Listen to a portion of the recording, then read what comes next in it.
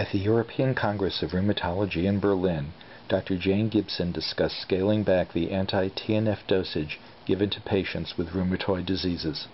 These are patients with long disease duration who've been in remission for a long period of time, at least 1 year, in order to be considered for dose reduction. So the variables that we looked at were age, disease duration of their original disease, the length of time they'd been on full dose of disease-modifying therapy, whether or not they had rheumatoid arthritis, whether or not they were smokers, on methotrexate, on other disease-modifying therapy. And out of all of those, the strongest variable was whether or not they were taking methotrexate as a concomitant DMARD. We didn't have sufficient numbers to look at the dose of methotrexate, but the vast majority of our patients were taking at least 15 milligrams of methotrexate. So if you did Cox regression using all of the variables, the most significant was methotrexate. If you put that into the model, second step was to look at whether or not they're on adalimumab or etanercept, then that was then significant.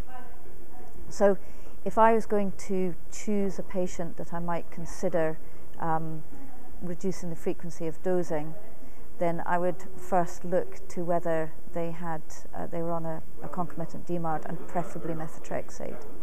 I think there is something in the smoking story that we weren't able to pull out. So if they were a smoker, I would think very hard about it and I would try to get them to stop smoking first.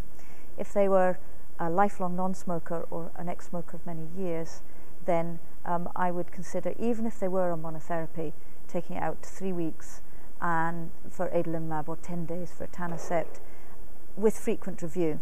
The failures were, they were asked to contact, so they were contacted, seen early in clinic. In about half of them they were ultrasounded to confirm that they were in failure, and then they were given steroid, usually intramuscular steroid, and reverted back to their full dose or full frequency. And of those that have been reviewed since then, they seem to have gone back into remission.